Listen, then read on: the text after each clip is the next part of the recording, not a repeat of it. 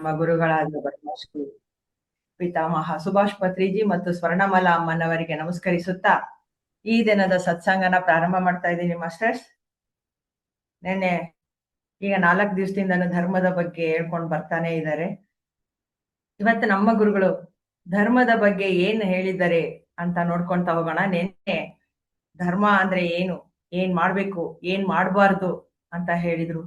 ಮತ್ತೆ ಆ ಧರ್ಮನ ಒಬ್ಬ ಭಿಕ್ಷುಕನ ಬಾಯಲ್ಲಿ ಅಪ್ಪ ಧರ್ಮ ಮಾಡಪ್ಪ ಅನ್ನೋದು ಎಷ್ಟು ಅರ್ಥಗರ್ಭಿತವಾದಂತಹ ವಾಕ್ಯ, ಎಷ್ಟು ಕ್ಲಿಷ್ಟಕರವಾದಂತಹ ವಾಕ್ಯ, ಮತ್ತೆ ಎಷ್ಟು ದೊಡ್ಡ ಅರ್ಥನ ಅದು ಸೂಚಿಸುತ್ತೆ, ಅದು ಏನನ್ನ ಒಳಗೊಂಡಿದೆ ಅಂತ ಎಷ್ಟು ಸುಲಭವಾಗಿರುವಂತಹ ವಾಕ್ಯದಲ್ಲಿ ನಮ್ಮ ಗುರುಗಳು ಹೇಳ್ಕೊಂತ ಬಂದ್ರು. ನಿನ್ನೆ ಅದನ್ನ ಕೇಳಿದಾಗ ನೋಡಿದಾಗ ನಿಜವಾಗ್ಲೂ ಆಶ್ಚರ್ಯ ಆಯ್ತು. ಇಷ್ಟೊಂದು ಅರ್ಥ ಇದೆಯಾ ಅದರಲ್ಲಿ, ನಾವು ಏನ್ ಮಾಡ್ಬೇಕು ಏನು ಮಾಡಬಾರ್ದು ಅಂತ ಒಬ್ಬ ಭಿಕ್ಷುಕ ಎಷ್ಟು ಚೆನ್ನಾಗಿ ಹೇಳ್ಕೊಡ್ತಾನಲ್ವಾ ಧರ್ಮದ ಬಗ್ಗೆ ಅಂತ ಅನಿಸ್ತು.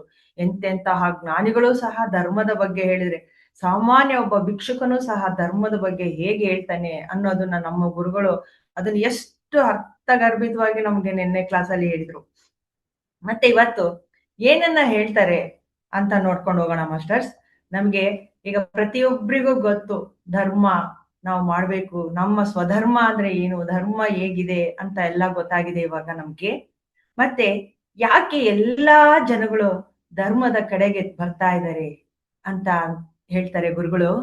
ಎಲ್ಲರಿಗೂ ಗೊತ್ತಾಗಿದೆ, ಬರೀ ಅಶಾಂತಿ ಅಶಾಂತಿ ಅಶಾಂತಿ ತಂದ್ಕೊಂಡ್ಬಿಟ್ಟು ಈಗ ಶಾಂತಿ ಶಾಂತಿ ಶಾಂತಿ ಎಲ್ಲಿದೆ ಅಂತ ಹುಡ್ಕೋದಕ್ಕೆ ಶುರು ಮಾಡಿದ್ದಾರೆ.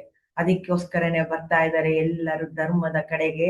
ಧರ್ಮ ಅಂದ್ರೆ ಇಲ್ಲಿ ಧ್ಯಾನ ಅಂತ ಹೇಳ್ತಾರೆ ಗುರುಗಳು. ಶಾಂತಿ ಬೇಕೆಂದ್ರೆ ಧರ್ಮಕ್ಕೆ ಬರಲೇಬೇಕು ಅಂತ ಹೇಳ್ತಾರೆ ಮಾಸ್ಟರ್ಸ್. ಏನ್ ಮಾಡ್ಬೇಕು, ಏನ್ ಕೇಳ್ಬೇಕು, ಏನ್ ನೋಡ್ಬೇಕು, ಎಷ್ಟು ಮಾತಾಡ್ಬೇಕು, ಎಷ್ಟು ಮಾತಾಡ್ಬಾರ್ದು ಅಂತ ಎಲ್ಲ ಹೇಳ್ಕೊಡೋದೇ ನಮ್ಮ ಧರ್ಮ ಅಂತ ಹೇಳ್ತಾರೆ. ಅದಕ್ಕೆ ಧರ್ಮದಲ್ಲಿದ್ದರೆ ನಿಮಗೆ ಶಾಂತಿ, ಅಧರ್ಮದಲ್ಲಿದ್ದರೆ ಅಶಾಂತಿ ಅಂತ ಹೇಳ್ತಾರೆ ಮಾಸ್ಟರ್ಸ್ ಗುರುಗಳು. ಮತ್ತೆ ಹೇಳ್ತಾರೆ, ಒಂದು ಕುರುಕ್ಷೇತ್ರ ಯುದ್ಧದಲ್ಲಿ ಆ ಅರ್ಜುನನ ಸ್ಥಿತಿ ಏನಾಗಿತ್ತು ಅಂತ ಎಲ್ಲರಿಗೂ ಗೊತ್ತು. ಅಂದ್ರೆ ಕುರುಕ್ಷೇತ್ರ ಯುದ್ಧ ಶುರುವಾಗಿರುತ್ತೆ, ತನ್ನ ಮುಂದೆ ಇದ್ದಂತಹ ತನ್ನ ಬಳಗನೆಲ್ಲ ನೋಡ್ತಾನೆ, ಗುರುಗಳನ್ನ ನೋಡ್ತಾನೆ, ತಾತನ್ನ ನೋಡ್ತಾನೆ, ಎಲ್ಲರೂ ಬಂಧು ಮಿತ್ರರೇ, ಎಲ್ಲರೂ ಸ್ನೇಹಿತರೆ. ಹೇಗಪ್ಪ ನಾನು ಯುದ್ಧ ಮಾಡ್ಬೇಕು ಇವರೊಂದಿಗೆ ಅಂದಾಗ ಅವನು ಹತಾಶನಾಗಿ ತನ್ನ ಗಾಂಡೀವನ್ನ ಕೆಳಗಡೆ ಹಾಕ್ತಾನೆ. ತನ್ನ ಕೃಷ್ಣನ ಮುಂದೆ ಹೋಗಿ ನಿಂತ್ಕೊಂತಾನೆ. ಕೃಷ್ಣ, ನಾನು ಯುದ್ಧ ಮಾಡೋದೇ ಇಲ್ಲ, ನನಗಾಗೋದಿಲ್ಲ, ನನ್ನ ಗಾಂಡೀವಕ್ಕೆ ಶಕ್ತಿ ಇಲ್ಲ ಅಂತ ನಿಂತ್ಕೊಂಡಾಗ ಕೃಷ್ಣ ಹೇಳ್ತಾನೆ. ಅದಕ್ಕೂ ಮುಂಚೆ ಅರ್ಜುನ ಕೇಳ್ತಾನೆ, ಕೃಷ್ಣ ನನಗೆ ಏನ್ ಮಾಡ್ಬೇಕು ಏನ್ ಮಾಡ್ಬಾರ್ದು ಅಂತ ಗೊತ್ತಾಗ್ತಾ ಇಲ್ಲ, ನಾನು ಈ ಕಡೆ ಇರ್ಲೋ ಆ ಕಡೆ ಇರ್ಲೋ ನನಗೆ ಅರ್ಥವಾಗುತ್ತಿಲ್ಲ, ನಾನು ಏನ್ ಮಾಡ್ಲಿ ಈಗ ಅಂತ ಕೇಳ್ತಾನೆ. ಅದಕ್ಕೆ ಕೃಷ್ಣ ನಗ್ತಾ ಹೇಳ್ತಾನಂತೆ, ಈ ಕಡೆ ಹೋದರೆ ಹೀಗಾಗುತ್ತದೆ, ಆ ಕಡೆ ಹೋದರೆ ಹಾಗಾಗುತ್ತದೆ, ಈ ಕಡೆ ಹೆಜ್ಜೆ ಇಟ್ಟರೆ ಏನಾಗುತ್ತದೆ, ಆ ಕಡೆ ಹೆಜ್ಜೆ ಇಟ್ಟರೆ ಏನಾಗುತ್ತದೆ ಎಂದು ವಿವರಿಸ್ತಾನಂತೆ ಕೃಷ್ಣ. ನೀನ್ ಈ ಕಡೆ ಬಂದ್ರೆ ಏನಾಗುತ್ತೆ, ಆ ಕಡೆ ಹೋದ್ರೆ ಏನಾಗುತ್ತೆ, ಧರ್ಮ ಎಲ್ಲಿದೆ ಆ ಧರ್ಮ ಎಲ್ಲಿದೆ ಅಂತ ಅವನಿಗೆ ತಿಳುವಳಿಕೆನ ಕೊಟ್ಟು ಹೇಳ್ತಾನೆ. ಮತ್ತೆ ಇಷ್ಟೆಲ್ಲ ಹೇಳಿದ್ಮೇಲೂ ಅವನು ನೀನ್ ಹೀಗೆ ಮಾಡು ಅಂತ ಕೃಷ್ಣ ಯಾವತ್ತಿಗೂ ಹೇಳೋದಿಲ್ಲ ಅರ್ಜುನನಿಗೆ. ಅವನಿಗೆ ಆಯ್ಕೆನ, ಆ ಧರ್ಮ ಬೇಕು ಅಧರ್ಮ ಬೇಕು, ನೀನು ಏನ್ ಮಾಡ್ತೀಯಾ ಅಂತ ಅವನ ಮೇಲೇನೆ ತನ್ನ ಆಯ್ಕೆನ ಬಿಡ್ತಾನೆ. ಆಮೇಲೆ ಹೇಳ್ತಾನೆ, ನಿನ್ನ ಇಷ್ಟ ಅಪ್ಪ ಅಂದ ಕೃಷ್ಣ, ನಿನ್ನ ಧರ್ಮವನ್ನು ನೀನೇ ತಿಳಿದುಕೋ, ನಿನ್ನ ಧರ್ಮವನ್ನು ನಿನಗೆ ಯಾರು ಹೇಳಿಕೊಡುತ್ತಾರೆ, ನಿನ್ನ ಬುದ್ಧಿ ಉಪಯೋಗಿಸಿ ನೀನೇ ತಿಳಿದುಕೊಳ್ಳಬೇಕು, ಯೋಚಿಸಿ ತಿಳಿದುಕೊಳ್ಳಬೇಕು ಅಂತ ಕೃಷ್ಣ ಅರ್ಜುನನಿಗೆ ಹೇಳ್ತಾನೆ. ಮತ್ತೆ ಇಷ್ಟೆಲ್ಲ ಆದ್ಮೇಲೆ ಕೃಷ್ಣ ಏನ್ ಮಾಡ್ತಾನೆ ಹಾಗಾದ್ರೆ ಮಾಸ್ಟರ್ಸ್, ಕೃಷ್ಣನೂ ಸಹ ಯುದ್ಧ ಮಾಡುವುದಿಲ್ಲ ಅಂತ ನಿರ್ಧಾರ ಮಾಡ್ತಾನಂತೆ ಮುಂಚೆ. ಯಾಕೆ? ಅವನಿಗೆ ಗೊತ್ತು, ಎಲ್ಲ ಯುದ್ಧದಲ್ಲಿ ಇರುವಂತರು ಎಲ್ಲಾ ರೀತಿಯಲ್ಲೂ ನನಗೆ ಸಂಬಂಧಿಕರು, ನಾನು ಅದರ ಮಧ್ಯದಲ್ಲಿ ನಾನು ಹೋಗೋದು ಸರಿಯಲ್ಲ ಅಂತ ಅಂದ್ಬಿಟ್ಟು ನಾನು ಯುದ್ಧ ಮಾಡೋದೇ ಇಲ್ಲ ಅಂತ ಮುಂಚೆನೆ ಹೇಳ್ಬಿಡ್ತಾನೆ. ಮತ್ತೆ ಕೃಷ್ಣ ಹೇಳ್ತಾನೆ, ಒಂದು ಕಡೆ ಕೌರವರು ಮತ್ತು ಪಾಂಡವರು, ಧೃತರಾಷ್ಟ್ರ ಅಂದ್ರೆ ದುರ್ಯೋಧನ ಹೋದಾಗ ಅವನಿಗೆ ಹೇಳ್ತಾನೆ, ಮತ್ತೆ ಪಾಂಡವರಿಗೂ ಹೇಳ್ತಾನೆ ಕೂರ್ಸ್ಕೊಂಡು, ಒಂದು ಕಡೆ ನಾನಿರ್ತೀನಿ, ಇನ್ನೊಂದು ಕಡೆ ನನ್ನ ಸೈನ್ಯ ಇರುತ್ತೆ. ಇದು ಯಾರಿಗೆ ಏನು ಬೇಕೋ ಆಯ್ಕೆ ನಿಮ್ಮದು ಅಂತ ಹೇಳ್ತಾನೆ. ನಿಮ್ಗೆ ಯಾರು ಬೇಕು, ನಾನ್ ಬೇಕೋ ಅಥವಾ ನನ್ನ ಸೈನ್ಯ ಬೇಕೋ ನೀವ್ ಆಯ್ಕೆ ಮಾಡ್ಕೊಳ್ರಿ ಅಂತ ಅಂದಾಗ ದುರ್ಯೋಧನ ಏನ್ ಮಾಡ್ತಾನೆ ಅಂತ ಪ್ರತಿಯೊಬ್ಬರಿಗೂ ಗೊತ್ತು. ಹೌದು, ನನಗೆ ಆ ಕೃಷ್ಣ ಒಬ್ಬನ್ ತಗೊಂಡು ನಾನೇನ್ ಮಾಡ್ದೆ? ನನಗೆ ಎಷ್ಟು ಸೈನ್ಯ ಇದೆ ಕೃಷ್ಣಂದು, ಆ ಸೈನ್ಯ ಇದ್ರೆ ಸಾಕು, ನನ್ನ ಸೈನ್ಯದ ಜೊತೆಗೆ ಸೇರ್ಕೊಂಡು ಪಾಂಡವರನ್ನೆಲ್ಲ ಕೊಂದು ಹಾಕ್ಬಿಡ್ಬೋದು ಅನ್ನೋ ಒಂದು ಆಸೆಯಿಂದ ಏನ್ ಮಾಡ್ತಾನೆ, ಅವನು ಕೃಷ್ಣನನ್ನ ಆಯ್ಕೆನೆ ಮಾಡ್ಕೊಳ್ಳೋದಿಲ್ಲ. ಆದ್ರೆ ಅರ್ಜುನನ್ಗೆ ಗೊತ್ತು, ಅವನು ದೈವ ಸ್ವರೂಪಿ, ಅವನು ಒಬ್ಬ ನಮ್ಮ ಕಡೆ ಇದ್ರೆ ಸಾಕು, ನಾನು ಏನ್ ಬೇಕಾದ್ರೂ ಗೆಲ್ಲಬಲ್ಲೆ ಅಂತ ಅವನೇನ್ ಮಾಡ್ತಾನೆ, ಅರ್ಜುನ ಕೃಷ್ಣನನ್ನ ಆಯ್ಕೆ ಮಾಡ್ಕೋತಾನೆ. ಅದಕ್ಕೆ ಇಲ್ಲೇ ನೋಡ್ರಿ, ಗುರುಗಳು ಹೇಳ್ತಾರೆ, ಇಲ್ಲೇ ನೋಡ್ರಿ ಪಾಂಡವರಿಗೂ ಮತ್ತು ಕೌರವರಿಗಿರುವ ವ್ಯತ್ಯಾಸ ಅಂತ ಹೇಳ್ತಾ ಇದ್ದಾರೆ ಮಾಸ್ಟರ್ಸ್. ಅಂದ್ರೆ ಎಷ್ಟು ಅಧರ್ಮಿಗಳು ಯಾವ ರೀತಿ ಯೋಚನೆ ಮಾಡ್ತಾರೆ, ಧರ್ಮದಲ್ಲಿ ಇರುವಂತವ್ರು ಯಾವ ರೀತಿ ಯೋಚನೆ ಮಾಡ್ತಾರೆ ಅಂತ ಅದೇ ಇರೋದು ವ್ಯತ್ಯಾಸ ಅಂತ ಹೇಳ್ತಾರೆ.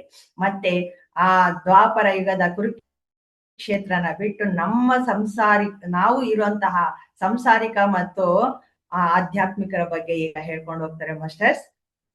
ಸಂಸಾರಿಕರು ಹೇಗಿರ್ತಾರೆ ಅಂತ, ಧನ ಬೇಕು, ಕನಕ ಬೇಕು, ಹೆಸರು ಬೇಕು, ಪ್ರಸಿದ್ಧಿ ಬೇಕು, ಇದರಲ್ಲೇ ನಮ್ಮ ಜೀವನನ ಕಳೆದ್ ಬಿಡ್ತೀರಾ ಅಂತ ಹೇಳ್ತಾ ಇದ್ದಾರೆ.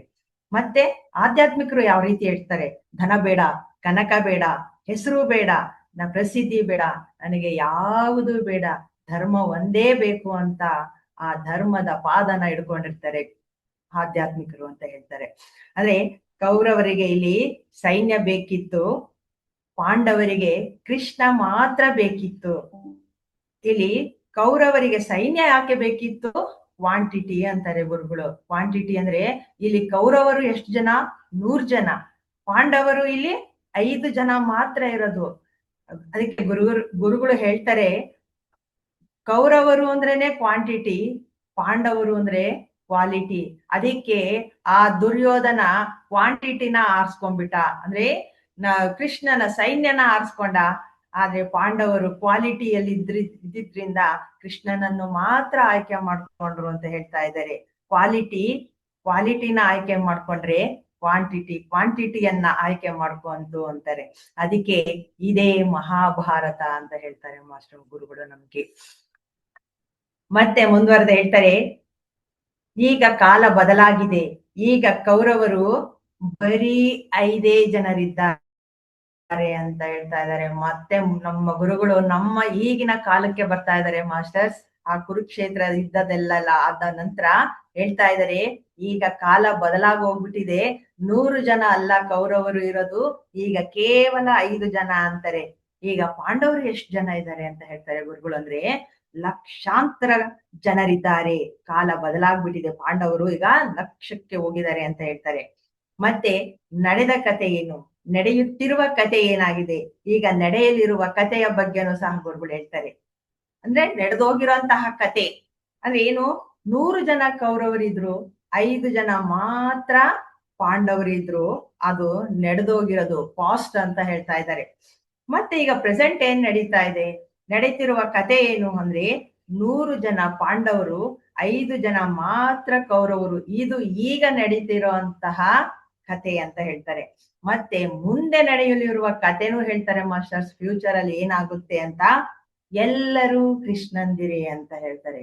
ಎಲ್ಲರೂ, ಪಾಂಡವರು ಇರಲ್ಲ, ಕೌರವರು ಇರಲ್ಲ, ಎಲ್ಲ ಕೃಷ್ಣಂದಿರು ಅಂತ ಹೇಳ್ತಾರೆ. Everybody is going to become a Krishna, everybody is going to become a Yogeshwara ಅಂತ ಕರೀತಾ ಇದ್ದಾರೆ. ಮತ್ತೆ ಯಾರು ಕೌರವರು ಅಂತಾನು ಮತ್ತೆ ಹೇಳ್ತಾರೆ ಮಾಸ್ಟರ್ಸ್. ಯಾರು ಜ್ಞಾನ ಕಲಿಯುವುದಿಲ್ಲವೋ, ಯಾರು ಜ್ಞಾನ ಬೇಡ ಎಂದು ಕೊಳ್ಳುವರೋ, ನಮಗೆ ಭೋಗವೇ ಬೇಕು, ನಿನ್ನನ್ನು ಕೊಂದಾದರೂ ಸರಿ ನಾನು ತಿನ್ನುತ್ತೇನೆ, ನಿನ್ನನ್ನು ಕಡಿದಾದರೂ ಸಹ ನಾನು ಬದುಕುತ್ತೇನೆ ಅಂತ ಯಾರು ಅಂದ್ಕೊಂಡಿರ್ತಾರೋ ಅವರೇ ಕೌರವರು ಅಂತ ಹೇಳ್ತಾ ಇದ್ದಾರೆ ಇಲ್ಲಿ ಗುರುಗಳು. ಹಾಗಾದ್ರೆ ಪಾಂಡವರು ಯಾರು? ನಮಗೆ ಕೊಲ್ಲುವುದು, ಕಡಿಯುವುದು ಬೇಡಪ್ಪ, ನಮಗೆ ಧ್ಯಾನ ಬೇಕು ಎನ್ನುವವರೇ ಪಾಂಡವರು ಅಂತ ಹೇಳ್ತಾ ಇದ್ದಾರೆ ಮಾಸ್ಟರ್ಸ್. ಮತ್ತೆ ಹೇಳ್ತಾರೆ, ಯಾರು ಹಾಗಾದ್ರೆ ಕೃಷ್ಣ? ಯಾರು ಧ್ಯಾನ ಹೇಳಿಕೊಡುತ್ತಾರೋ ಅವರೇ ಕೃಷ್ಣ. ಅದಕ್ಕೆ ಕೃಷ್ಣ ಭಗವದ್ಗೀತೆಯಲ್ಲಿ ಅರ್ಜುನನಿಗೆ ಯೋಗಿ ಭವ ಅರ್ಜುನ, ಯೋಗಿ ಭವ ಎಂದು ಹೇಳಿದ್ದು. ನೀನು ಯೋಗಿ ಆಗು ಅರ್ಜುನ, ಯೋಗಿ ಆಗು ಅಂತ ಅಂದಿದ್ದು ಅಂತ ಹೇಳ್ತಾರೆ. ಅದಕ್ಕೆ ಗುರುಗಳು ಹೇಳೋದು, ಪಿರಮಿಡ್ ಮಾಸ್ಟರ್ಗಳು ಎಲ್ಲರೂ ಕೃಷ್ಣರು ಅಂತ ಹೇಳ್ತಾರೆ ಮಾಸ್ಟರ್ಸ್. ಏಕೆಂದರೆ ಅವರ ಬಾಯಿಯಲ್ಲಿ ಬರೋದು ಬರೀ ಧ್ಯಾನ ಮಾಡಿ ಅಂತ ಮಾತ್ರ ನಮ್ಮ ಪಿರಮಿಡ್ ಮಾಸ್ಟರ್ಗಳ ಬಾಯಲ್ಲಿ ಬರೋದು ಅಂತ ಹೇಳ್ತಾರೆ ಗುರುಗಳು. ಇಲ್ಲಿ ನಮ್ಮ ಪಿರಮಿಡ್ ಮಾಸ್ಟರ್ಸ್ಗಳು ಯಾರು ಹಣ ಕೇಳೋದಿಲ್ಲ, ಯಾವುದೇ ಪ್ರತಿಫಲ ಕೇಳೋದಿಲ್ಲ ಅಂತ ಹೇಳ್ತಾ ಇದ್ದಾರೆ ಗುರುಗಳು. ಮತ್ತೆ ಗುರುಗಳು ಮುಂದೆ ಅವ್ರದ್ದು ಹೇಳ್ತಾರೆ, ಕೃಷ್ಣನ ಕರ್ತವ್ಯವೇನು, ಪಾಂಡವರ ಕರ್ತವ್ಯವೇನು, ಕೌರವರ ಕರ್ತವ್ಯವೇನು, ಪಿರಮಿಡ್ ಮಾಸ್ಟರ್ಸ್ಗಳ ಕರ್ತವ್ಯವೇನು ಅಂತ ಹೇಳ್ತಾರೆ.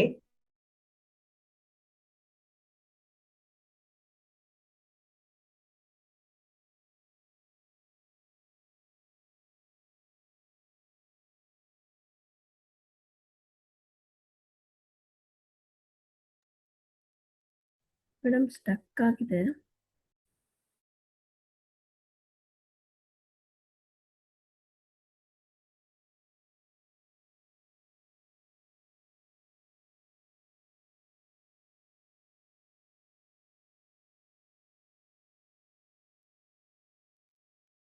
ಒಂದು ಸೆಕೆಂಡ್ ಮಾಸ್ಟರ್, ನೆಟ್ವರ್ಕ್ ಇಶ್ಯೂ ಇದೆ.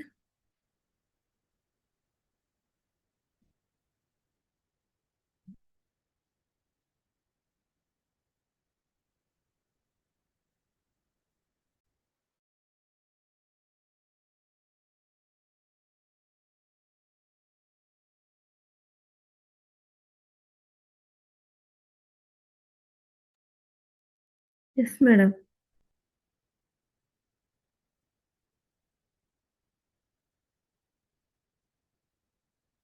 ಮೇಡಮ್ ಕೇಳಿಸ್ತಾ ಇದೆನಾ?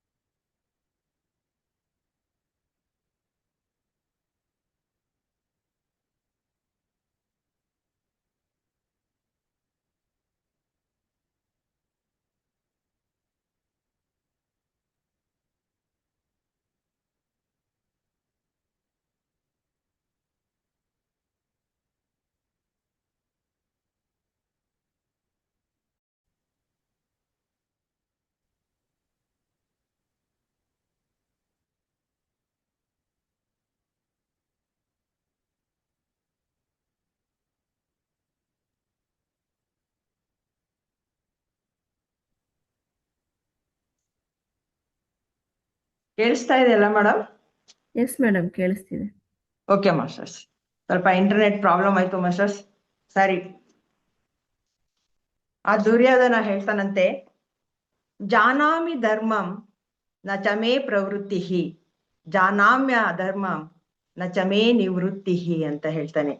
ನನಗೆ ಧರ್ಮ ಏನೆಂದು ತಿಳಿದಿದೆ, ಆದರೆ ಅದರಲ್ಲಿ ತೊಡಗಿಸಿಕೊಳ್ಳಲು ನನಗೆ ಮನಸ್ಸಿಲ್ಲ. ನನಗೆ ಅಧರ್ಮ ಏನೆಂದೂ ತಿಳಿದಿದೆ, ಆದರೆ ಅದರಿಂದ ಹಿಂದೆ ಸರಿಯಲು ಮನಸ್ಸಿಲ್ಲ ಅಂತ ಹೇಳ್ತಾನಂತೆ ಮಾಸ್ಟರ್ಸ್. ಎಷ್ಟು ಅರ್ಥ ಇದೆ ನೋಡಿ. ಧರ್ಮ ಏನಂತನೂ ಗೊತ್ತು, ನನಗೆ ಮನಸ್ಸಿಲ್ಲ ಅದರಲ್ಲಿ ಇರೋದಿಕ್ಕೆ. ಅಧರ್ಮ ಏನಂತನೂ ಗೊತ್ತು, ಮತ್ತೆ ಅದರಿಂದ ಹಿಂದೆ ಬರೋದಕ್ಕೂ ಸಹ ನನಗೆ ಮನಸ್ಸಿಲ್ಲ ಅಂತ ಹೇಳ್ತಾರೆ. ಹಾಗಾಗಿ ಅವನು ಅಧರ್ಮವನ್ನು ಮಾಡುತ್ತಾನೆ. ಅವನಿಗೆ ಧರ್ಮ ತಿಳಿದಿದೆ, ಆದರೆ ಅದನ್ನು ಮಾಡುವ ಮನಸ್ಸಿಲ್ಲ ಅವನಿಗೆ ಅಂತ ಹೇಳ್ತಾ ಇದ್ದಾರೆ ಇಲ್ಲಿ ಗುರುಗಳು. ಅದಕ್ಕೆ ಗುರುಗಳು ಹೇಳ್ತಾರೆ, ನಿಮಗೆ ಏನು ಮಾಡಬೇಕು ಅನಿಸುತ್ತದೆಯೋ ಅದನ್ನು ಮಾಡಿ. ನೀವು ಧರ್ಮದಲ್ಲಿ ಇರಲು ಬಯಸಿದರೆ ಧರ್ಮದಲ್ಲಿ ಇರಿ, ಇಲ್ಲದಿದ್ದರೆ ಬಿಡಿ, ಅದು ನಿಮ್ಮ ಇಷ್ಟ. ಪ್ರತಿಯೊಬ್ಬನಿಗೂ ಅಂತರಾತ್ಮ ಇರುತ್ತದೆ. ಆ ಅಂತರಾತ್ಮ ಧರ್ಮವನ್ನು ಹೇಳಿಕೊಡುತ್ತಲೇ ಇರುತ್ತದೆ. ಧರ್ಮ ತಿಳಿಯದವನು ಯಾರೂ ಇಲ್ಲ, ಎಲ್ಲರೂ ಧರ್ಮ ತಿಳಿದವರೇ, ಎಲ್ಲರೂ ಭಗವತ್ ಸ್ವರೂಪಿಗಳೇ ಅಂತ ಹೇಳ್ತಾ ಇದ್ದಾರೆ ಮಾಸ್ಟರ್ಸ್. ಇಲ್ಲಿ ಎಲ್ಲರಿಗೂ ಗೊತ್ತು ನೀವು ಭಗವಂತರು ಅಂತ ಗುರುಗಳು ನಮ್ಗೆ ಹೇಳ್ತಾ ಇದ್ದಾರೆ. ಧರ್ಮ ಏನು ಅಧರ್ಮ ಏನು ಅಂತ ಎಲ್ಲ ಗೊತ್ತು, ನಿಮಗೆ ಏನ್ ಬೇಕು ಅದನ್ನ ನಿಮ್ಮ ಆಯ್ಕೆ, ನಿಮ್ದು ಆಯ್ಕೆ ಅಂತ ಹೇಳ್ತಾ ಇದ್ದಾರೆ. ಮತ್ತೆ ಹೇಳ್ತಾರೆ, 40 ವರ್ಷಗಳಿಂದ ನಾನೇನು ಮಾಡುತ್ತಿದ್ದೇನೆ, ನನ್ನ ಧರ್ಮವನ್ನು ನಾನು ನಿರ್ವಹಿಸುತ್ತಿದ್ದೇನೆ. ನನ್ನ ಕೊನೆಯ ಉಸಿರಿರುವವರೆಗೂ ನಾನು ನನ್ನ ಧರ್ಮವನ್ನು ನಿರ್ವಹಿಸುತ್ತಲೇ ಇರುತ್ತೇನೆ. ಎಲ್ಲೇ ಇರ್ಲಿ, ಹೇಗೇ ಇರ್ಲಿ, ಏನೇ ಮಾಡ್ತಿರ್ಲಿ, ನಾನು ನನ್ನ ಧರ್ಮವನ್ನು ಮಾಡೇ ಮಾಡ್ತೀನಿ ಅಂತ ಹೇಳ್ತಾರೆ ಮಾಸ್ಟರ್ಸು. ಒಬ್ರೇ ಒಬ್ರು ಇರ್ಲಿ, 100 ಜನ ಇರ್ಲಿ, 1,00,000 ಜನರು ಇರ್ಲಿ, ಎಲ್ಲರಿಗೂ ನಾನು ಧ್ಯಾನ ಹೇಳ್ಕೊಡ್ತೀನಿ. ಮತ್ತೆ ಯಾರು ಇಲ್ದಲೇ ಇದ್ದಾಗ್ಲೂ ಸಹ ನಾನು ನನ್ನ ಕರ್ತವ್ಯವನ್ನು ಮಾಡ್ತಾನೆ ಇರ್ತೀನಿ. ಅಂದ್ರೆ ಒಬ್ಬ ಬಂದು ನನ್ನ ಮುಂದೆ ಕೂತ್ರು ಸಹ ನಾನು ಧ್ಯಾನ ಹೇಳ್ಕೊಡ್ತೀನಿ.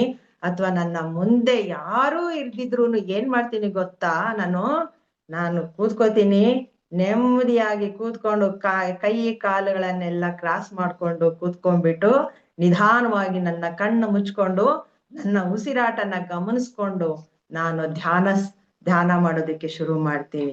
ಸುಮ್ಮನೆ ಅಂತೂ ಇರೋದಿಲ್ಲ, ನಾನು ಧ್ಯಾನ ಮಾಡ್ತೀನಿ, ಇಲ್ಲ ಧ್ಯಾನ ಹೇಳ್ಕೊಡ್ತೀನಿ. ಇದೇ ನನ್ನ ಕರ್ತವ್ಯ, ಅದಕ್ಕೋಸ್ಕರನೇ ನಾನು ಬಂದಿರೋದು ಅಂತ ಹೇಳ್ತಾರೆ. ಮತ್ತೆ ನಾನು ಏನಾದ್ರೂ ಕಣ್ ಮುಚ್ಕೊಂಡು ಧ್ಯಾನ ಮಾಡ್ತಿದ್ರೆ ಒಬ್ಬ ಮನುಷ್ಯ ಬಂದ್ಬಿಟ್ಟು, ಸ್ವಾಮೀಜಿ ನಾನು ಏನ್ ಮಾಡ್ಬೇಕು ಅಂತ ಕೇಳಿದ್ರು ಸಹ ನಾನು, ಕುಳಿತುಕೋ, ನನ್ ಮುಂದೆ ಕುಳಿತು ಧ್ಯಾನ ಮಾಡು, ನಾನ್ ನಿನಗೆ ಹೇಳ್ಕೊಡ್ತೀನಿ ಎಂದು ನನ್ನ ಧರ್ಮವನ್ನು ನಿರ್ವಹಿಸ್ತೀನಿ. ಆ ಭಿಕ್ಷುಕ ಹೇಳ್ತಾನಲ್ಲ, ಹಾಗೆ ಸ್ವಾಮಿ ಧರ್ಮ ಮಾಡಪ್ಪ ಎಂದು ಆ ಭಿಕ್ಷುಕನ ಬಾಯಿಯಿಂದ ಎಷ್ಟೊಂದು ದೊಡ್ಡ ಶಬ್ದ ಅಲ್ವಾ, ಧರ್ಮ ಮಾಡಪ್ಪ ಅಂತ ಹೇಳ್ತಾರೆ ಮಾಸ್ಟರ್ಸ್.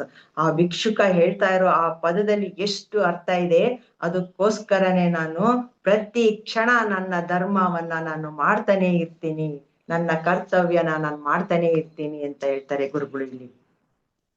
ಮತ್ತೆ ಮುಂದುವರೆದು ಹೇಳ್ತಾರೆ, ಧರ್ಮನ ಮಾಡುವಂಥದ್ದು ಎಂತಹ ಉದಾಹರಣೆ ಕೊಡ್ತಾರೆ ಅಂತ ಅಂದ್ರೆ ಮಾಸ್ಟರ್ಸ್, ಮರಗಳ ಉದಾಹರಣೆನೆ ತಗೋತಾರೆ. ಆ ಮರ ಏನ್ ಮಾಡುತ್ತೆ, ನಾವು ಉಸಿರಾಟ ಮಾಡಿಬಿಟ್ಟಂತಹ ಆ ಕಾರ್ಬನ್ ಡೈಆಕ್ಸೈಡ್ ಅನ್ನ ಅದು ತಗೊಳುತ್ತೆ, ಮತ್ತೆ ನಮಗೆ ಆಕ್ಸಿಜನ್ ನ ಕೊಡುತ್ತೆ, ಆಮ್ಲಜನಕವಾಗಿ ಅದನ್ನ ಬದಲಾಯಿಸ್ಬಿಟ್ಟು ನಮಗೆ ಕೊಡುತ್ತೆ. ಅದರ ಧರ್ಮ ಅದು ಮಾಡ್ತಾ ಇರುತ್ತೆ, ಯಾವಾಗ್ಲೂ ತನ್ನ ಪಾಡಿಗೆ ತಾನು ಕೆಲಸ ಮಾಡ್ತಾ ಇರುತ್ತೆ. ಮತ್ತೆ ಆ ಕಾರ್ಬನ್ ಡೈಆಕ್ಸೈಡಿನ ಜೊತೆಲಿ ಸೂರ್ಯನ ಬೆಳಕನ್ನ ತಗೊಂಡ್ಬಿಟ್ಟು ದ್ಯುತಿ ಸಂಶ್ಲೇಷಣೆ ಕ್ರಿಯೆ ಅಂದ್ರೆ ಫೋಟೋಸಿಂಥಸಿಸ್ ನ ಮಾಡ್ಬಿಟ್ಟು ಮತ್ತೆ ನಮಗೆ ಆಹಾರದ ರೂಪದಲ್ಲಿ ಅದು ನಮ್ಗೆ ಕೊಡುತ್ತೆ. ಅಂದ್ರೆ ಎಷ್ಟು ಅದು ಬೇರೆಯವರಿಗೆ ಉಪಕಾರನ ಮಾಡುತ್ತೆ. ತನ್ನ ಧರ್ಮ ಏನು ಅಂತ ಆ ಗಿಡ ಮರಗಳಿಗೆ ಎಲ್ಲ ಗೊತ್ತು. ಎಷ್ಟು ಚೆನ್ನಾಗಿ ಅದು ತನ್ನ ಕೆಲ್ಸನ ತಾನ್ ಮಾಡ್ಕೊಂತಾನೆ, ತನ್ನ ಧರ್ಮನ ನಿರ್ವಹಿಸ್ತಾ ಇರುತ್ತೆ ಅಂತ ಹೇಳ್ತಾರೆ. ಮತ್ತೆ ಹೇಳ್ತಾರೆ, ಮನುಷ್ಯನ ಅಂಗಾಂಗಗಳ ಬಗ್ಗೆ ಮಾತಾಡ್ತಾರೆ ನಮ್ಮ ಗುರುಗಳು. ಅಂದ್ರೆ ಮನುಷ್ಯನ ಅಂಗಾಂಗಗಳು ಸತತವಾಗಿ ಪ್ರತಿ ಒಂದನು ತನ್ನ ಕಾರ್ಯನ ಮಾಡ್ತಾನೆ ಇರುತ್ತೆ. ಕಣ್ಣು ತನ್ನ ಕಾರ್ಯನ ಮಾಡುತ್ತೆ. ಯಾವ ರೀತಿ ಅಂದ್ರೆ, ಯಾವುದೇ ಕಣ್ಣಿನ ದೃಷ್ಟಿಗೆ ಬಂದಂತಹ ಯಾವುದೇ ಸನ್ನಿವೇಶನ ಆಗ್ಲಿ ಅದು ತಗೊಂಡ್ಬಿಟ್ಟು ಬುದ್ಧಿಗೆ ರವಾನಿಸುತ್ತೆ. ಅದೇ ರೀತಿ ಕಿವಿಯೂ ಸಹ ಶಬ್ದಗಳನ್ನೆಲ್ಲ ಬುದ್ಧಿಗೆ ರವಾನಿಸುತ್ತೆ. ಮತ್ತೆ ನಮ್ಮ ಮೂಗು ಸಹ ವಾಸನೆಗಳನ್ನ ಆಗ್ರಹಿಸಿ ಏನ್ ಮಾಡುತ್ತೆ, ಅದು ಸಹ ಬುದ್ಧಿಗೆ ಕಳಿಸುತ್ತೆ. ಇವು ಯಾವ ಒಂದು ಕ್ಷಣ ತಮ್ಮ ಕರ್ತವ್ಯವನ್ನ ಮರೆಯೋದಿಲ್ಲ. ಅದೇ ರೀತಿ ನಿಮ್ಮ ಹಾರ್ಟು ತನ್ನ ಕೆಲಸವನ್ನು ತಾನು ಮಾಡ್ತಾನೆ ಇರುತ್ತೆ, ಸದಾ ಅದು ಬಡ್ಕೊಂತಾನೇ ಇರುತ್ತೆ ಅಂತ ಹೇಳ್ತಾರೆ. ಅದು 1 ಸೆಕೆಂಡ್ ನಿಂತ್ಕೊಂಡ್ರೆ ಮುಗೀತು ನಮ್ಮ ಕೆಲಸ ಅಂತ ಹೇಳ್ತಾರೆ. ಅಂದ್ರೆ ಎಷ್ಟು ನಾವು ಹುಟ್ಟಿದಾಗಿಂದ ಅಲ್ಲಿಂದ ಶುರುವಾದಾಗಿಂದನೂ ಆ ಹೃದಯದ ಬಡಿತ ಇವತ್ತಿನವರೆಗೂ 1 ಸೆಕೆಂಡು ಅದು ನಿಲ್ಸಿಲ್ಲ ಅಂತ ಹೇಳ್ತಾರೆ. ಮತ್ತೆ ಅದೇ ರೀತಿ ಯಕೃತ್ ಅಂದ್ರೆ ಲಿವರ್ ಸಹ ತನ್ನ ಕಾರ್ಯನ ಮಾಡ್ತಾನೆ ಇರ್ತದೆ ಅಂತ ಹೇಳ್ತಾರೆ. ಎಲ್ಲ ಅಂಗಾಂಗಗಳನ್ನ ಪರಿಚಯ ಮಾಡ್ಕೊಡ್ತಾ ಹೇಳ್ತಾರೆ ಮಾಸ್ಟರ್ಸ್. ಪ್ರತಿ ಒಂದು ನಮ್ಮ ಶರೀರದ ಅಂಗಾಂಗಗಳು ತಮ್ಮ ಕರ್ತವ್ಯವನ್ನು ಮಾಡ್ತವೆ. ಆದ್ರೆ ನಾವೇನ್ ಮಾಡ್ತಾ ಇದೀವಿ ಅಂತ ಹೇಳ್ತಾರೆ, ಪಕ್ಕದ ಮನೇಲಿ ಏನ್ ನಡೀತದೆ ಅಂತ ನೋಡ್ತಾ ಇರ್ತೀವಂತೆ ಮಾಸ್ಟರ್ಸ್. ಎಂತ ಅದ್ಭುತ ಮಾತು ಹೇಳ್ತಾರೆ ನೋಡಿ.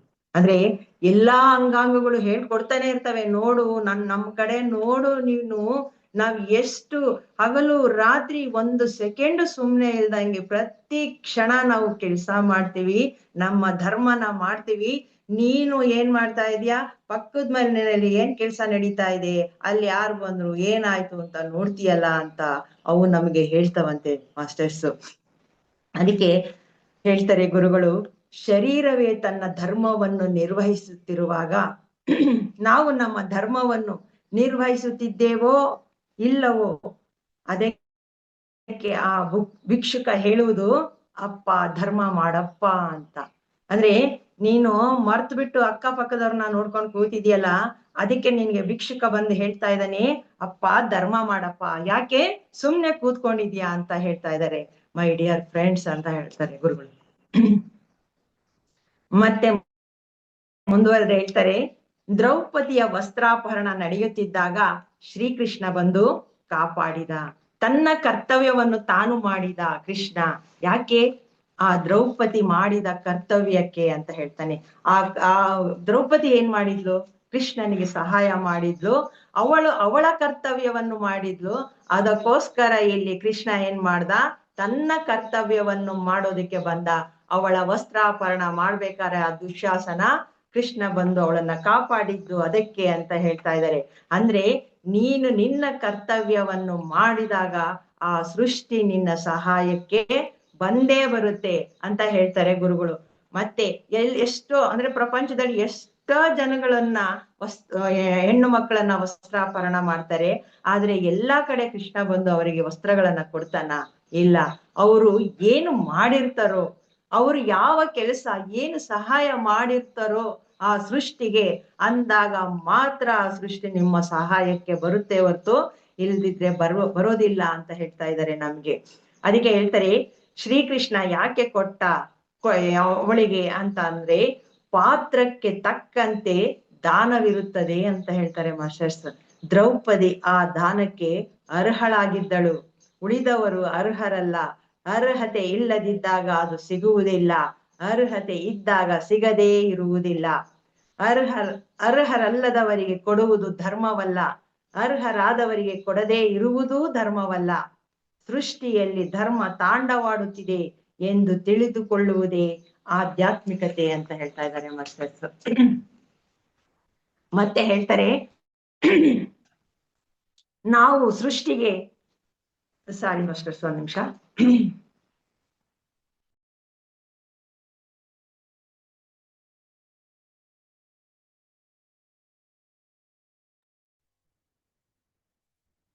ಸೃಷ್ಟಿಗೆ ನಾವು ಏನು ಹೇಳಿಕೊಡಬೇಕಾಗಿಲ್ಲ ಅಂತ ಹೇಳ್ತಾ ಇದ್ದಾರೆ ಇಲ್ಲಿ ಗುರುಗಳು.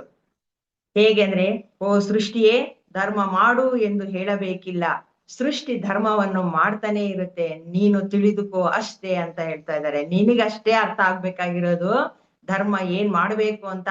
ಆ ಸೃಷ್ಟಿಗೆ ಎಲ್ಲ ಗೊತ್ತಿದೆ ಅಂತ ಹೇಳ್ತಾರೆ. ನಿನಗೇನಾದರೂ ಕ್ಯಾನ್ಸರ್ ಬಂತು ಎಂದರೆ ಅದು ಸೃಷ್ಟಿಯ ಧರ್ಮದ ಪ್ರಕಾರವೇ ಬಂದಿರುವುದು ಅಂತ ಹೇಳ್ತಾ ಇದ್ದಾರೆ ಮಾಸ್ಟರ್ಸ್. ನೀನು ಎಷ್ಟೋ ಪಾಪಗಳನ್ನು ಮಾಡಿದ್ದೀಯಾ, ನಿನಗೆ ಕ್ಯಾನ್ಸರ್ ಬರಲೇಬೇಕು. ಆ ಕ್ಯಾನ್ಸರ್ ಧರ್ಮದಂತೆಯೇ ಬಂದಿದೆ, ಅಧರ್ಮವಾಗಿ ಬಂದಿಲ್ಲ. ಈ ಸೃಷ್ಟಿಯಲ್ಲಿ ರೋಗಗಳೆಲ್ಲವೂ ಪಾಪಿಗಳಿಗೆ ಬರುತ್ತವೆ. ಏಕೆಂದರೆ ಪಾಪದಿಂದ ರೋಗ ಬರುತ್ತದೆ, ಪುಣ್ಯದಿಂದ ಭೋಗ ಬರುತ್ತದೆ, ಧ್ಯಾನದಿಂದ ಜ್ಞಾನ ಬರುತ್ತದೆ. ಇದು ಸೃಷ್ಟಿಯ ಸೂತ್ರ, ಇದು ಸೃಷ್ಟಿಯ ಧರ್ಮ ಅಂತ ಹೇಳ್ತಾ ಇದ್ದಾರೆ ಮಾಸ್ಟರ್ಸ್. ಇವಾಗ ನಮ್ಗೆ ಅರ್ಥ ಆಗಿರ್ಬೇಕು ಅಲ್ವಾ, ನಮ್ಗೆ ಯಾಕೆ ರೋಗಗಳು ಕಾಡಿಸ್ತೇವೆ, ಎಷ್ಟು ದಿನ ಆದ್ರೂ ವಾಸಿ ಆಗೋದಿಲ್ಲ ಅನ್ನೋದಕ್ಕೆ ನೀನು ಏನನ್ನ ಮಾಡಿದ್ಯೋ ಅದನ್ನ ನೀನು ಅನುಭವಿಸಲೇಬೇಕು. ಆ ಸೃಷ್ಟಿ ನಿಮ್ಮನ್ನ ಬಿಡೋದಿಲ್ಲ. ನೀನು ಪುಣ್ಯ ಮಾಡಿದ್ರೆ ಭೋಗದಿಂದ ಇಲ್ಲಿ ಮೆರಿಬಹುದು, ನೀನು ಪಾಪ ಮಾಡಿದ್ರೆ ರೋಗಗಳಿಂದ ಬಳಲಬಹುದು ಅಂತ ನಮ್ಗೆ ಇಲ್ಲಿ ಗುರುಗಳು ಎಚ್ಚರಿಸ್ತಾ ಇದ್ದಾರೆ. ಧ್ಯಾನದಿಂದ ಮಾತ್ರ ಜ್ಞಾನ, ಸೃಷ್ಟಿಯ ಸೂತ್ರ ಇದು, ಸೃಷ್ಟಿಯ ಧರ್ಮನೇ ಇದು ಅಂತ ಹೇಳ್ತಾ ಇದ್ದಾರೆ. ಈ ಸೃಷ್ಟಿಯ ಧರ್ಮಕ್ಕೆ ಅನುಗುಣವಾಗಿ ನಾವು ನಡ್ಕೊಂಡು ಹೋದ್ರೆ ಮಾತ್ರ ನಾವು ಈ ಸೃಷ್ಟಿಯಲ್ಲಿ ಸುಖವಾಗಿ ಇರೋದಕ್ಕೆ ಸಾಧ್ಯ. ಇಲ್ಲದಿದ್ರೆ ಏನಾಗುತ್ತೆ ಅಂತ ಅಶಾಂತಿ ಅಶಾಂತಿ ಅಶಾಂತಿ ಅನ್ಕೊಂಡೆ ನಾವು ಜೀವನನ ಕಳಿಬೇಕಾಗುತ್ತೆ ಅಂತ ಹೇಳ್ತಾ ಇದ್ದಾರೆ. ಎಲ್ಲರೂ ಸೃಷ್ಟಿಗೆ ಒಳಪಟ್ಟವರೇ, ಧರ್ಮ ಎಲ್ಲೆಡೆಯೂ ತಾಂಡವಾಡುತ್ತಿದೆ. ಆದರೆ ಅಧರ್ಮಕ್ಕೆ ಧರ್ಮವಿದೆ ಎಂದು ತಿಳಿಯುವುದಿಲ್ಲ, ಅದು ನೋಡಲಾರದು, ಅದು ಕುರುಡು. ಯಾವ ರೀತಿ ಅಂದ್ರೆ ಧೃತರಾಷ್ಟ್ರನಂತೆ ಅದು ಸಹ ಕುರುಡು ಅಂತ ಹೇಳ್ತಾರೆ. ಧೃತರಾಷ್ಟ್ರ ಧರ್ಮವನ್ನು ನೋಡಲಾರ. ಧರ್ಮರಾಜ ಕುರುಡನಲ್ಲ, ಧರ್ಮವನ್ನು ನೋಡುತ್ತಿದ್ದಾನೆ. ಧರ್ಮವನ್ನು ನೋಡಲಾಗವರೆಲ್ಲರೂ ಕುರುಡರೇ. ಧರ್ಮವನ್ನು ನೋಡಬಲ್ಲವರೆಲ್ಲರೂ ನಿಜವಾಗಿಯೂ ದೃಷ್ಟಿ ಉಳ್ಳವರೇ. ಲೋಕ ಕಲ್ಯಾಣಕರವಾದದ್ದು ಧರ್ಮ, ಲೋಕ ಕಂಟಕವಾದದ್ದು ಅಧರ್ಮ. ಲೋಕವನ್ನು ತಡೆದು ನಿಲ್ಲಿಸುವುದು ಧರ್ಮ, ಲೋಕವನ್ನು ಉರುಳಿಸಲು ಯತ್ನಿಸುವುದು ಅಧರ್ಮ. ಆದರೆ ಸೃಷ್ಟಿ ಯಾವಾಗಲೂ ಧರ್ಮಕ್ಕೆ ಸಹಾಯ ಮಾಡುತ್ತದೆ ಅಂತ ಹೇಳ್ತಾ ಇದ್ದಾರೆ ಮಾಸ್ಟರ್ಸ್. ಇಲ್ಲಿ ಈ ಪ್ಯಾರಾಗ್ರಾಫ್ ಅಲ್ಲಿ ಹೇಳ್ತಾ ಇರೋದು ಏನು, ಏನ್ ಮಾಡ್ಬೇಕು, ಏನ್ ಮಾಡಬಾರ್ದು, ಸೃಷ್ಟಿ ನಿಮ್ಮ ಯಾವ ರೀತಿ ಶಿಕ್ಷೆ ಮಾಡುತ್ತೆ, ಅದಕ್ಕೆ ನಾವು ಯಾವ ರೀತಿಯಲ್ಲಿ ಇರ್ಬೇಕು ಅನ್ನೋದನ್ನ ನಮ್ಮ ಗುರುಗಳು ತುಂಬಾ ಅದ್ಭುತವಾಗಿ ಹೇಳ್ತಾ ಇದ್ದಾರೆ ಮಾಸ್ಟರ್ಸ್. ಇಲ್ಲಿ ಯಾವ ರೀತಿ ನೀನ್ ಇರ್ತೀಯೋ ಆ ರೀತಿಯ ಫಲಿತಾಂಶನ ನೀನು ಪಡಿತೀಯ ಅನ್ನೋದಾಗಿದೆ ಅಂತ ಹೇಳ್ತಾರೆ. ಅದಕ್ಕೆ ಗೌತಮ ಬುದ್ಧ ತನ್ನ ಧಮ್ಮ ಪದದಲ್ಲಿ ಹೇಳಿದ್ರು ಅಂತ ಹೇಳ್ತಾರೆ. ಏನನ್ನ ಹೇಳಿದ್ರು ಧಮ್ಮ ಪದದಲ್ಲಿ ಗೌತಮ ಬುದ್ಧ ಅಂದ್ರೆ right views, right speech, right decision, right way of earning your living, right attention, right behaviour, right concentration, right meditation ಅಂತ ಹೇಳ್ತಾರೆ. ಇದೆಲ್ಲ ಧರ್ಮಕ್ಕೆ ಸಂಬಂಧಪಟ್ಟಂತಹ ಪದಗಳು. ಯಾವ ರೀತಿ ನೋಡ್ಬೇಕು, ಯಾವ ರೀತಿ ಮಾತಾಡ್ಬೇಕು, ಯಾವ ರೀತಿಯ ನಿರ್ಧಾರ ಮಾಡ್ಬೇಕು, ಯಾವ ರೀತಿ ನೀನು ಬದುಕೋದಕ್ಕೆ ಸಂಪಾದನೆ ಮಾಡ್ಬೇಕು, ಯಾವ ರೀತಿ ಗಮನದಲ್ಲಿ ಇಟ್ಕೋಬೇಕು, ಹೇಗಿರ್ಬೇಕು ನಿನ್ನ ನಡತೆ, ಹೇಗೆ ಏಕಾಗ್ರತೆ ಇರ್ಬೇಕು, ಯಾವ ರೀತಿಯ ಧ್ಯಾನದಲ್ಲಿ ಇರ್ಬೇಕು ನೀನು ಅಂತ ಹೇಳ್ತಾರೆ.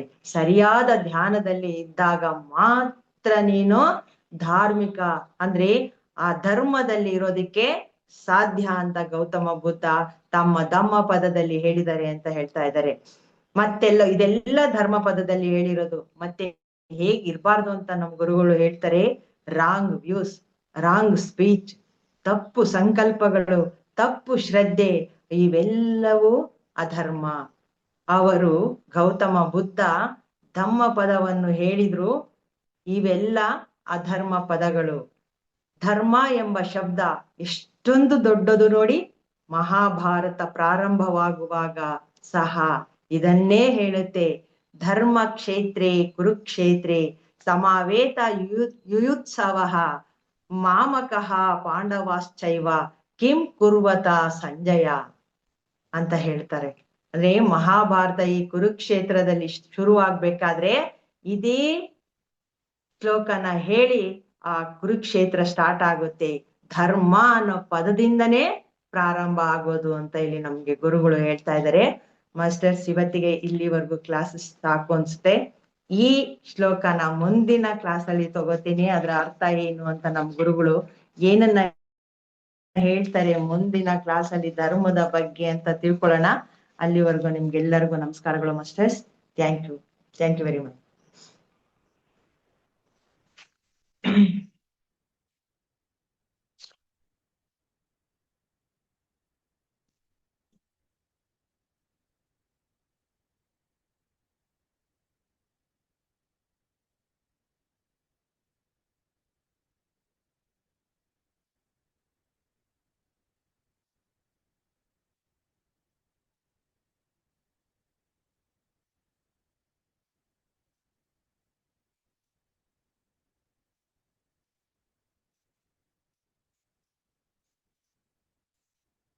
ಓಕೆ ಮಾಸ್ಟರ್ಸ್, ಯಾರಾದ್ರೂ ಮಾತಾಡೋರಿದ್ರೆ ಪ್ರಶ್ನೆಗಳು ಇದ್ರೆ ಕೇಳ್ಬೋದು.